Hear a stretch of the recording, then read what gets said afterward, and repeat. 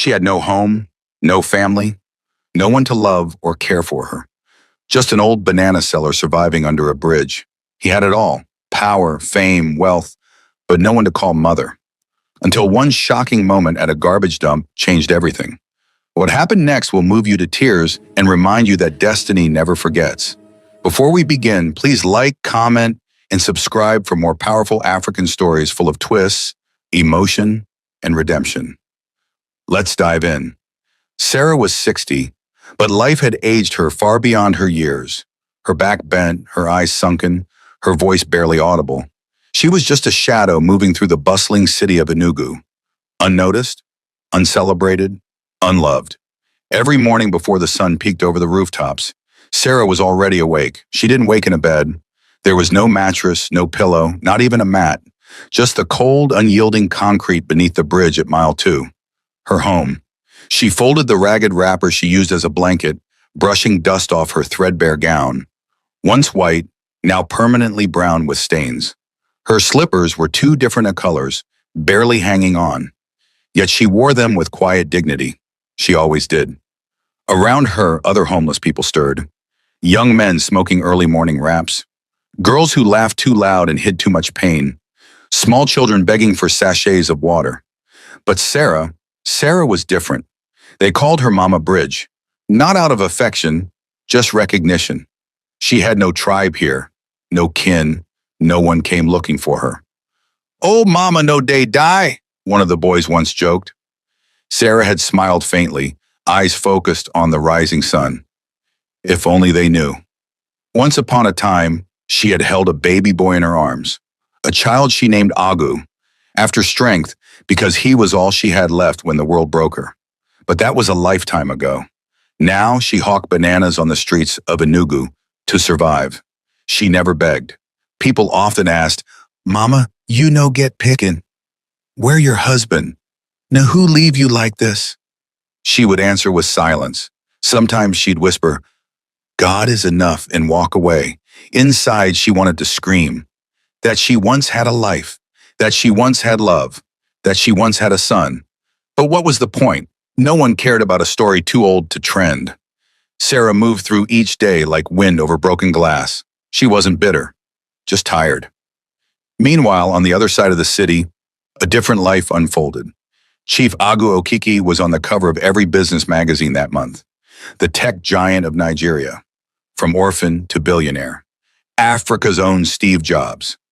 At 39, Agui had built Nova Tech Systems from a tiny room in Nsukka into one of Africa's biggest tech empires. Software, AI, cybersecurity.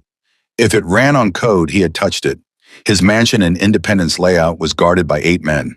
His fleet of cars, all custom. His assistants, 4 of them, each trained to handle crises that never even made the news. But beyond the glittering boardrooms and glowing headlines was a man still haunted by a question he could never shake. Who is my mother? Agu had grown up in All Saints Orphanage, Enugu. They told him his mother died in an accident when he was a baby. No relatives, no trace. He had tried to search before, but the trail was cold. The only name he had was Sarah Naji, written on a worn piece of cloth he was wrapped in as a baby. Every year on his birthday, he lit a candle in her memory, and every Mother's Day, he donated millions to elderly homes, built clinics for widows, and personally visited hospitals to fund women's surgeries. He once told his board members during a live interview, "If I ever find my mother, she'll never have to lift a finger again. She'll live like royalty." Yet despite the jets, the accolades, the global awards, something was missing. In the deepest corners of his heart, he longed for something money could never buy. A mother's arms. Back under the bridge, Sarah watched a small girl dance barefoot in the dust. Her laughter reminded her of Agu's first steps, how he used to chase butterflies in the village, how he used to cling to her wrapper. She shook the memory off and stood up slowly, bones creaking. It was time to hawk. With her rusted wheelbarrow half filled with the bananas, she pushed out onto the road, merging into the noise of Enugu's rush hour traffic. 2 lives, 1 city, a mother with no child, a son with no mother, and fate, watching quietly, ready to collide their worlds in a way neither could ever imagine. The sun was already high in the sky when Sarah reached the edge of Ogbeti Market. Her bones ached from the previous day, but she didn't slow down.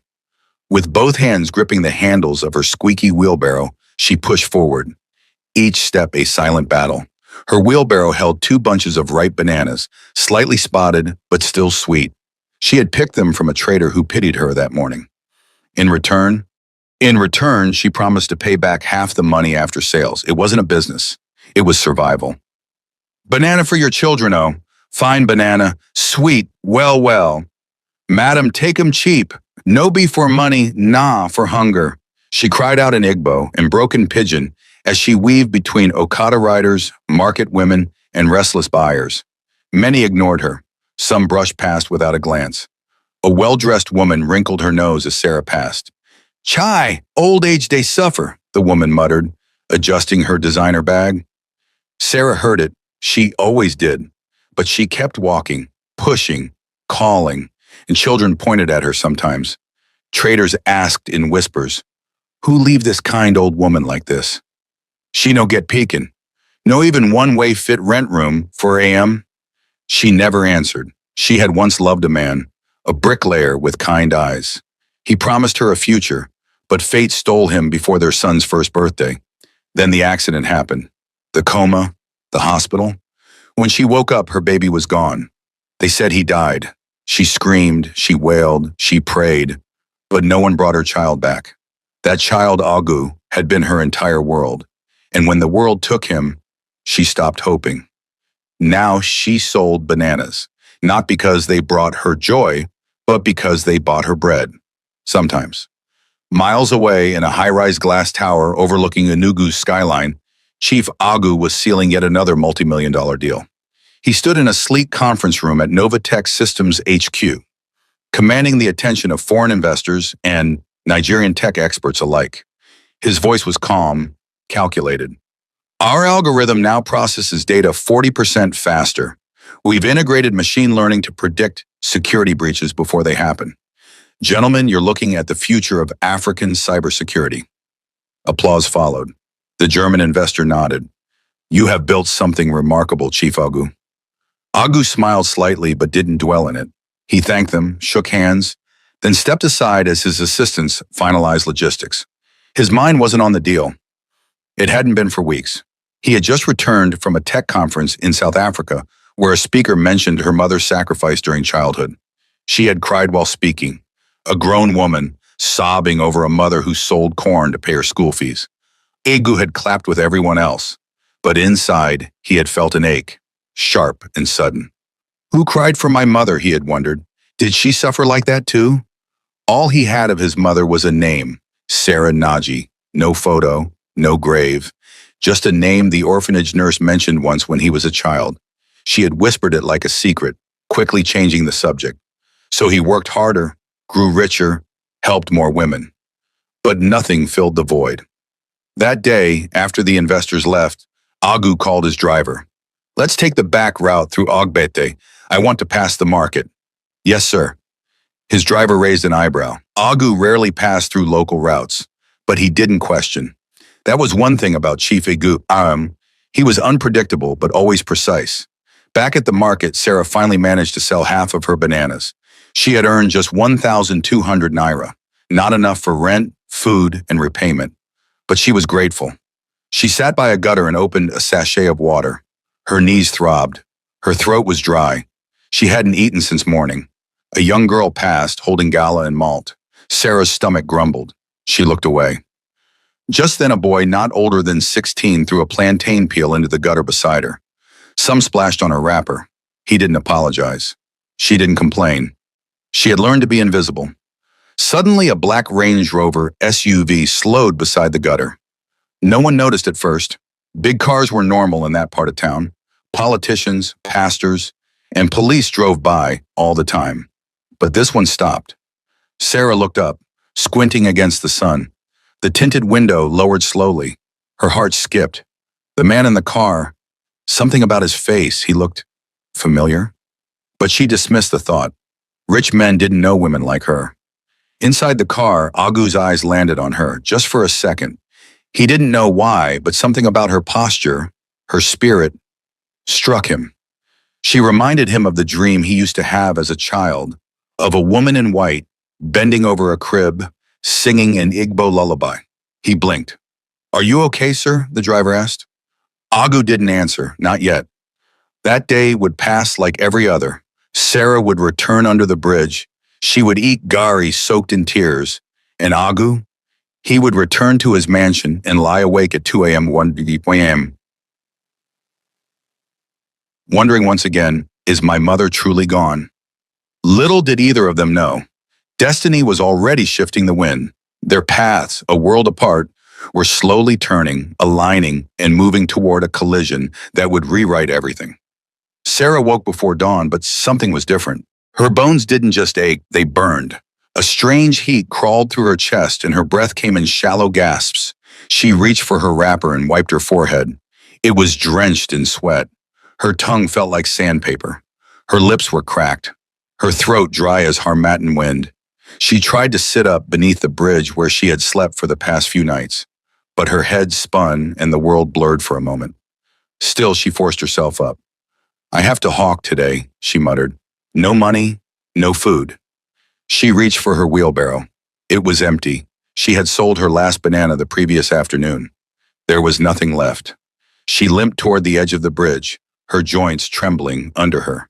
The sun had not yet risen, and the streetlights flickered above like tired sentinels. From a nearby gutter, smoke from roasted corn mixed with the sharp scent of urine and petrol. She ignored it. Her focus was survival. At the junction where she usually bought bananas to resell, the fruit trader, Madam Chica, noticed her wobbling in. "Mama Bridge, your eyes dawn red. You day okay?" Sarah tried to smile. "I be small sick. Just need small banana. I go sell and bring your money later." Madam Chica hesitated, then shook her head. "Mama, your hand they shake. You day run temperature. Go rest. No banana for you today." Sarah's lips quivered. Her legs buckled. She nearly fell. "Please," she whispered. "I never chop since yesterday." Madam Chica sighed and reached into a cooler, pulling out a sachet of water. She handed it to Sarah. "I no get banana for credit, but take this. Go buy medicine. You fit die outside." Sarah took the sachet gratefully and drank every drop. Her hands still trembled. Her vision blurred. She turned and began the slow walk toward the small chemist shop by the roadside. The pharmacy wasn't fancy, just a small wooden kiosk with faded drug posters peeling off the walls. A young man sat inside with earpiece cords dangling from his ears, scrolling through his phone. When Sarah arrived, she leaned against the wooden frame. "Doctor, I beg, I get fever. Body day hot. I no get much money." The young man looked her over and rolled his eyes. "Old woman, I no be Dr. O. Just pharmacy attendant. Please, just give me anything. Small medicine. My head day turn."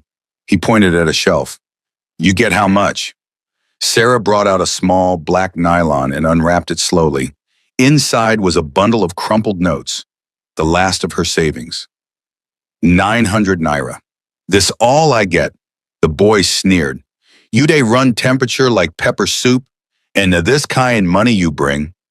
Still he stood and brought out 3 small packs, 2 sachets of paracetamol and a bitter herbal syrup for fever and body pain.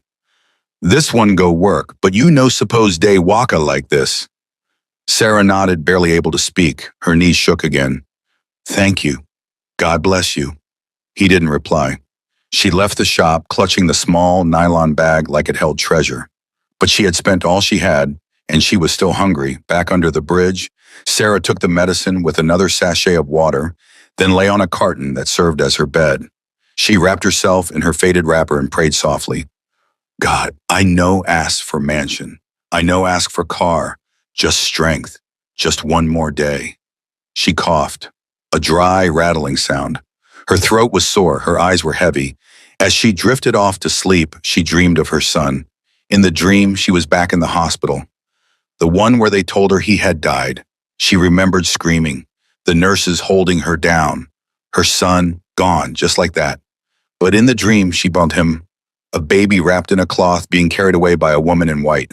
She tried to run after him, but her legs wouldn't move. She woke up gasping, her heart pounding. Agu, she whispered. My Agu. Tears slipped down her face. By late afternoon, the medicine had cooled her fever slightly, but not her hunger. Her stomach growled, twisting in pain. She had nothing left.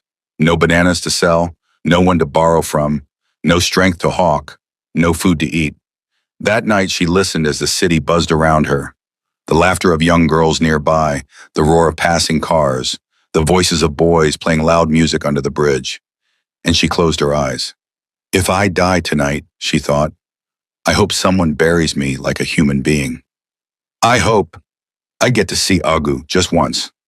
But fate was not yet done.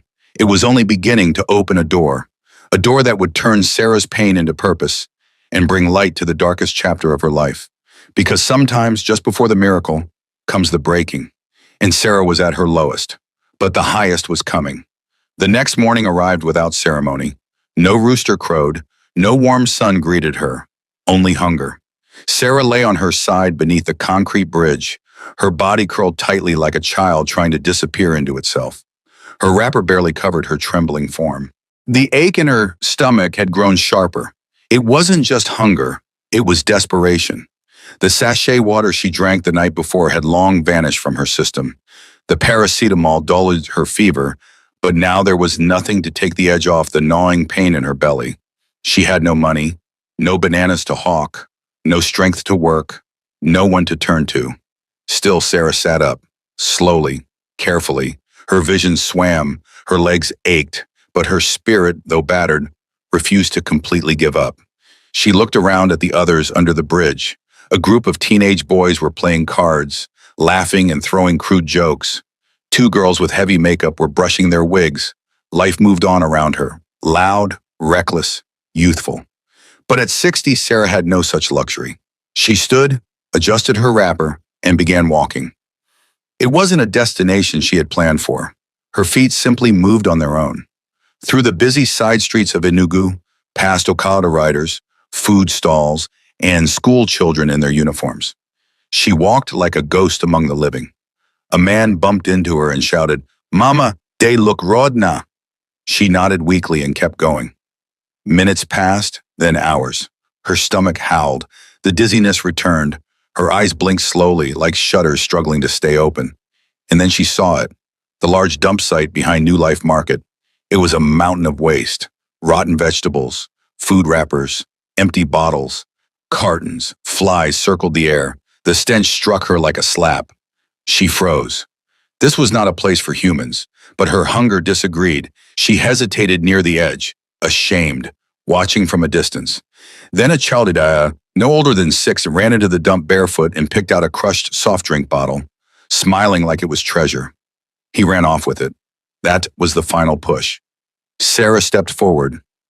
She moved slowly, head down, arms close to her body. She didn't want to be seen. But there's little dignity in desperation. Everything about her screamed helplessness. She stopped near a broken styrofoam tray that once held jollof rice. Now it held bones, pepper sauce, and leftover crumbs. She bent down, her fingers trembling as they reached for a piece of bread crust nearby. A young girl passing by gasped, Jesus, that mad woman they chopped from dustbin. People turned. A mother grabbed her son's hand and whispered, Come away, don't look at her. An Okada man laughed, Na hunger they make people crazed for this country. Sarah heard them, every word. Her cheeks burned with shame. But she didn't stop. She couldn't. She lifted the crust to her mouth. It was dry, sour, but food. Her eyes watered as she chewed. This was not the life she dreamed of, but this was the life she had. She reached for a plastic spoon sticking out of another discarded pack. The food was oily and cold, fried rice mixed with pepper stew and bones. With trembling hands, she scooped a spoonful and brought it to her lips. Then another, and another. Her mind faded away from the present, back to years ago, cooking yam for her son in their tiny one-room house in Nsukka, watching him eat and laugh with oil smeared on his cheeks, bathing him, singing to him, until the accident, until the hospital, until they said he was gone. Her tears mixed with the dirt on her face. A young trader walked by and paused. Mama, why you they do like this? Where your pikin? Sarah didn't look up. I had one. Long ago. So all of una day talk, the girl snapped. Old woman no suppose they chop dustbin. Shame no they catch you. Sarah dropped the spoon and stood slowly. It's not shame that feeds the hungry, she whispered. She turned and walked away, leaving behind the scattered crumbs and laughter. She found a quiet corner behind the wall of the market, sat on a broken crate, and leaned back. Her stomach had stopped growling, but her heart had shattered. She looked up at the sky, dusty and gray. God, are you watching me? She whispered. Am I really still a human being? Tears rolled down her face. She didn't wipe them. She had no more pride left to protect, just memories. A few meters away, unnoticed, a black SUV had slowed down in traffic. The tinted window rolled down slightly.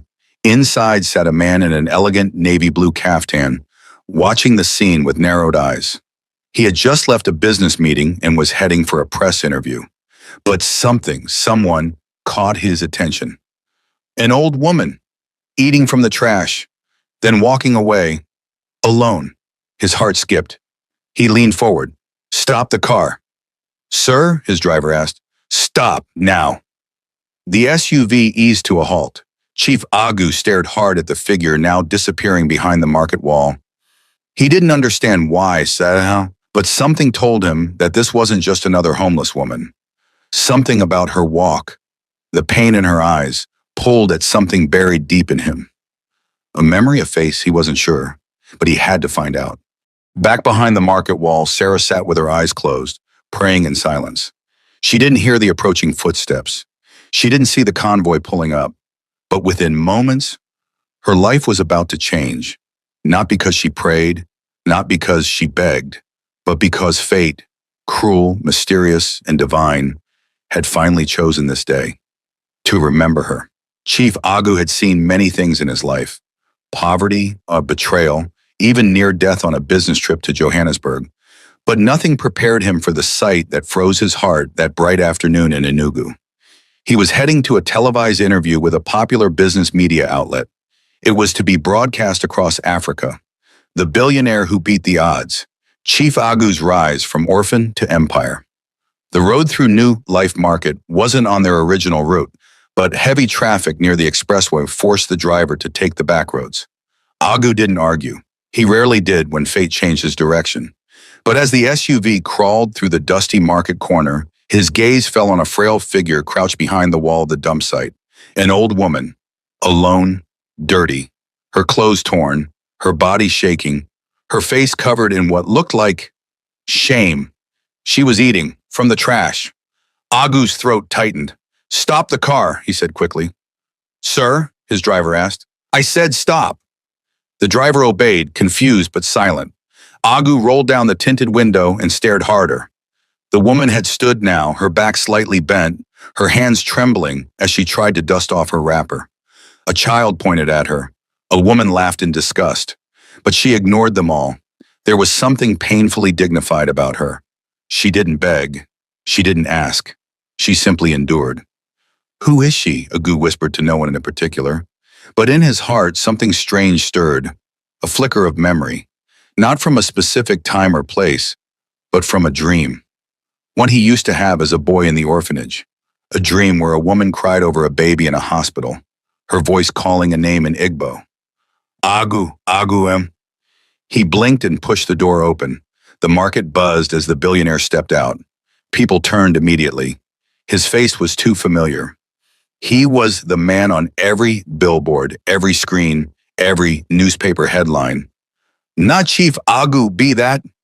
Omo, see him suit. See what the money they do person. But Agu ignored them all. He walked toward the old woman who was now slowly trying to move away, embarrassed by the attention. Mama, he called gently. She stopped. Her shoulders stiffened, and then she turned around. Their eyes met. She looked up, shielding her eyes from the sun. He looked down, breath caught in his throat. Her face, old, wrinkled, weathered by time and life, yet something in her eyes, tired as they were, reached into him. He stepped closer. Are you okay? He asked softly. Sarah was startled. For a moment, she feared he had come to chase her away. She tried to explain. I, I was hungry, that's all. I didn't want to beg. I'm not mad. Her voice was dry, weak, honest. Agu knelt in front of her. Gasps rippled through the crowd. The billionaire day kneel down. Wait, didn't day happen? Who this woman be? But Agu wasn't hearing them. Do you have family? He asked her, his voice shaking. Sarah hesitated. I had a son many years ago. I named him Agu after his father died, but there was an accident. A car hit us while I was holding him. I went into coma. When I woke up, they told me he died. Agu felt the world pause. Where was this? He asked, heart racing. All Saints Hospital, she said. In Suka, I was young then. He was barely a year old. They said they took him to an orphanage. All Saints Orphanage. Agu staggered to his feet, lightheaded. That's where I grew up. Sarah stared at him now, her eyes wide, confused. What did you say? I was raised in All Saints Orphanage. My name was Agu. They told me my mother died in a car accident. The air between them thickened. The crowd went silent. Sarah dropped her bag, her legs buckled. Your name? Agu? Your mother's name? Sarah? He nodded. Sarah Naji. Sarah let out a cry, not of pain, not of fear, but of something that cannot be named. The sound of a soul awakening. I am Sarah Naji. Agu stepped closer. She reached for his face with trembling hands. Let me touch you. Let me see if you're real. Her fingers brushed his cheek. A scar, she whispered. You had a scar on your chin when you fell from the table. Agu's eyes welled up. I still have it. She burst into tears. My son, my Agu, is it you? Is it truly you? Agu couldn't speak. His voice broke. He dropped to his knees again and wrapped his arms around her. Mama, I found you. The crowd erupted. Cheers, gasps, applause. Some cried, some clapped. Someone recorded everything. But the noise didn't matter. For Sarah and Agu, the world had disappeared. It was just mother and son. Reunited after nearly 4 decades of pain, loss, and silence. Agu didn't waste a second. He helped her into the car himself. Cancel the interview, he told his assistant. Tell the world this is more important. As the SUV sped toward his mansion, Sarah sat in awe, her eyes wide at the interior. Leather seats, cold air conditioning, bottled water. This is your car? She asked. One of many, Agu replied with a smile, but you're more valuable than all of them. At the gate of his home, security guards nearly dropped their radios when they saw him help down the frail woman. Get her the guest suite, no, the gold room, and call my doctor, now. He turned to Sarah, holding her hand tightly. Mama, from today you'll never suffer again. Sarah looked around the massive compound, fountains, flowers, marble floors. I slept under a bridge last night, she whispered. You'll never sleep outside again, he said firmly. Later that night, after the doctor checked her vitals and confirmed she needed rest and nourishment, Agu sat beside her and held her hand. I still can't believe it, he whispered. All this time, we were so close. Sarah smiled weakly. I used to pray just to see you one more time before I die. I thought heaven forgot me. Agu looked at her with misty eyes. Heaven didn't forget. It just waited for the right moment. Then he paused. Mama, I want us to do a DNA test, just to be sure. I believe you, but I need proof for the world, for both of us. She nodded. Anything you want. I already know the truth, but I'll wait for the proof with you. He squeezed her hand. Rest now. Tomorrow begins a new life. And as Sarah closed her eyes that night in a warm, clean bed, beneath a roof made of marble and love, she whispered, Thank you, God. You remembered me after all. Sarah stood by the window of the guest suite, watching the morning sun spill golden light across Chief Agu's manicured garden. It felt like a dream. The rose bushes, the marble floor, the scent of fresh air. For years she had lived under bridges, hawking bananas just to survive. Now she woke up with silk sheets, hot tea, and a son beside her. A son. She still couldn't say it out loud without her chest tightening. Mama, Agu's voice called gently as he stepped into the room. You slept well? She turned, smiling. Like a queen, she said softly. Like someone God remembered after everyone else forgot. He smiled and walked over to sit beside her. Mama, I've made arrangements for a DNA test. It's not because I doubt you. I believe you with all my heart. But the world may ask questions. I want the truth to be written down. For you, for me, for history. Sarah nodded. She understood. Do whatever you must. I'm not afraid. I carried you in my womb. No test can change that. Later that afternoon, Agu's private physician arrived at the mansion, accompanied by two lab technicians. The drawing room was transformed into a quiet testing space. The team spoke respectfully, almost reverently, as though they too knew something sacred was taking place. Swabs were taken from both mother and son, inside the cheeks, a few drops of blood, and sealed in sterilized containers. Results in 72 hours, the doctor promised. As they left, Sarah exhaled deeply. 3 days, she said almost to herself. After waiting 39 years, what's 3 more days? Agu squeezed her hand. I'll wait with you. Those 3 days were the most peaceful Sarah had ever known. Every morning, Agu took breakfast with her under the shade of the bougainvillea in the courtyard. She told him stories of his father, a soft-spoken bricklayer with dreams too big for his humble hands. He used to hum while working, she recalled. He'd hold you up and say, this one, he go change the world. And look at you now. Agu was quiet for a while before whispering, I wish he could see me today. He does, she replied, from heaven. Each night they sat in the cinema room watching old Nollywood films. She would laugh at dramatic scenes and he would laugh at her laughter. She wore gowns he bought her, ate meals she could barely pronounce, and slept like royalty. But at dawn, she still woke up weeping softly into her pillow. Years of pain don't vanish overnight. On the third evening, as the sky turned purple with sunset, Agu's assistant walked into the living room with an envelope. Sir, the test results. Silence fell. Agu's hands trembled slightly as he opened it. Sarah sat calmly, eyes closed, whispering a prayer beneath her breath. Then Agu gasped. He looked up at her, tears in his eyes. It's you. He handed her the paper. DNA match, 99.998% probability of maternity. Sarah smiled, eyes glistening. I told you, a mother always knows. He dropped to his knees before her, overwhelmed. Forgive me for all the birthdays you spent alone. She touched his face gently. You have nothing to apologize for. You survived. You became great. That's enough for me. It's not enough for me, he said. The world will know you. The world will honor you. That night, Agu took a photo of them together, his arm around her, both smiling. He posted it online with a simple caption. Found her, my mother, my miracle, my queen. The post went viral. Within hours, headlines across Nigeria screamed, Tech billionaire chief Agu reunites with mother after 39 years. She was eating from trash. Now she's the mother of a billionaire. Orphans no more. Agu's emotional journey comes full circle. But for Sarah, none of that mattered.